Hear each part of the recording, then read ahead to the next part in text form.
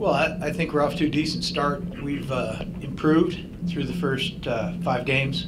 I'm glad. I didn't realize that we hadn't won at Cal Poly in that period of time. I'm glad I didn't know that. Probably would have been more nervous before the game. So, good win by our guys down there. We're doing some good things. We're a work in progress, but we're trying to become a complete football team, and I think we're making progress to that end. Questions? Are you maybe further along at this point in the season than you thought you might be a couple months ago?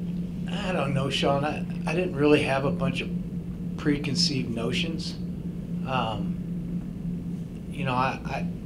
As we've talked, all of us, as coaches, we see all the chinks in the armor, and so we focus in on those and try to improve them. So, I'm probably the worst one to ask in terms of where that is and where it's going, but I like the work that the staff and the team are doing, and I think the spirit of wanting to improve game in, game out, week in, week out, both through the off season and then now into the fall has been good. Coach, how about playing that way on the road? Been a few games since this team had won a road game, and how important was that to play that well there? Well, home and road, you got to play to win, and going down there and playing a pretty complete football game was good, Derek, certainly.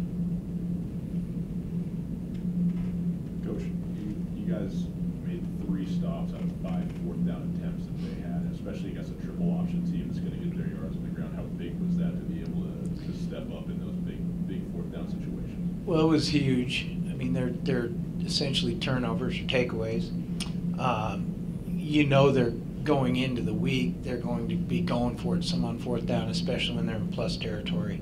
And, we really didn't play well enough on first down and kind of gave them those opportunities, or they took them. They played better on first down than we did. And so they had some fourth and shorts, and it was big when we came up with those stops, certainly. They're hard to stop in that situation.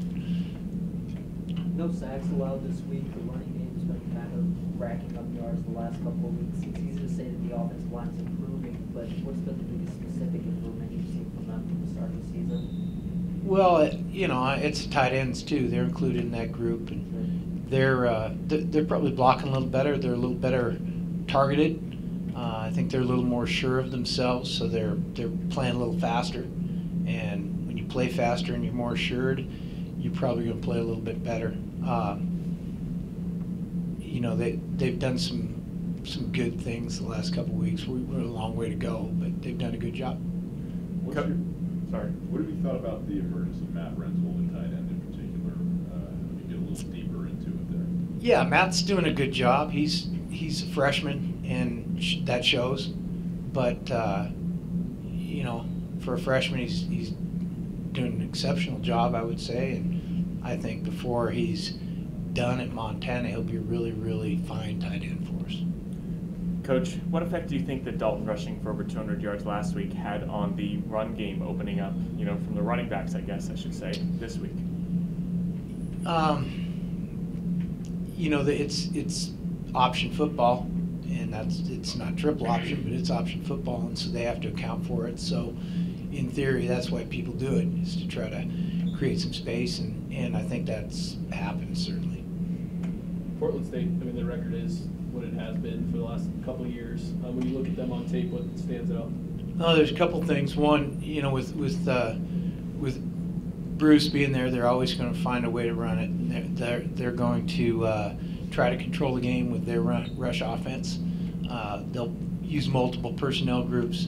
They've got one group that's got 4 tight ends in the game at one time, which is unique in itself. And so they'll formation you, personnel you, and they're going to find ways, and they'll be insistent upon running it.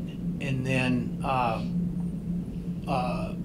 they're playing good pass defense right now with Coach Sadat there. They've brought out some flex defense, which we haven't seen in a while, and he's kind of an expert at it with his background He's played different versions of it for many years, and that structure can give you problems and has given us problems over the years. And then they're coming off a great defensive effort last week at Idaho, where they gave up 289 yards and their defense only gave up 13 points. So, they're doing some really good things. They're a concern, and these conference games are huge. No matter who is on the other sideline, every one of these things is huge, especially in a league where you don't play everybody. Robbie? Sorry. It's homecoming this week. Does that add anything to how you prepare or what's on the table, I guess? Yeah, it means we got to go to a pep rally Friday night. That's about it. The preparation's always uniform. Robbie, what are some of the difficulties in facing that triple option attack, and then what can you take kind of from that preparation moving forward the rest of the year? I'd say the biggest thing defending the triple option is having good eye discipline and truly playing your 1/11th on the field. Just because if one guy's not doing their job, that's where the offense will make their plays. So, and then carrying that on to this Saturday. Eyes, I guess, are always a big thing, playing defense, especially in the secondary. So probably the eyes are the most important thing. Robbie, you may know, but you have some pretty deep roots, family roots at the University of Montana. What's it been like for you to play this first half of the year and actually be on the field and doing it here for the Griz? It's been awesome. It's truly been a dream come true. I just had so much fun. I've never had an experience like this before, and I'm so happy that I got to play this year. And so far everything's been pretty smooth. So hopefully it continues to do so. You said after the game that Prothero told you that was the most physical defense that he's faced. Is that maybe the #1 compliment you can get from an opposing player? Yeah. No, I definitely think so. That's something we take pride of on defenses, being one of the most physical and relentless defenses in the conference or the nation. And physicality and swarming the ball are two things we work hard on in practice. Coach, what's it been like for you with Robbie here?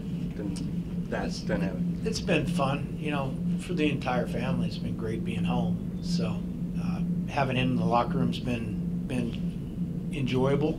I don't coach him much.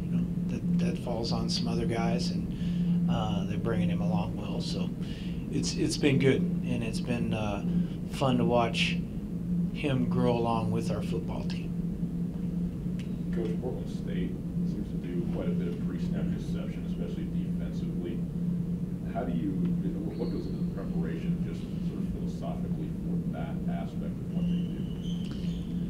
Well, you got to get a beat on them, watch film, and see how much they decide to change next weekend when we play them. But we need to, when they're moving around pre and post snap, we need to take our markers and go with it based on what they're giving us, and then we have to have good footwork and be alert to what happens when they change post snap, and hopefully we handle it. I mean, that's just the nature of playing a team that does those things. So it can cause you problems.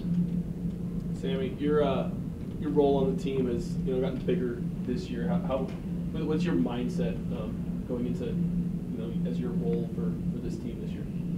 Just trying to do my 1/11th. Just trying to do what we worked on since January. I mean, we grind and we put in the work as a team. And so when your number is called, you got to be ready. And that's all I've done is just do my 1/11th and keep my head down and keep working.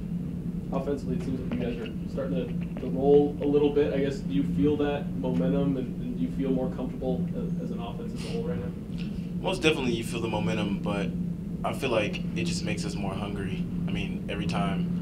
I mean, that's how I view it. I mean, when we have a good week, I'm just like, man, let's capitalize on this. Let's do even better next week. And I feel like that's the momentum people are seeing. Is we're hungry and we want more and more every week.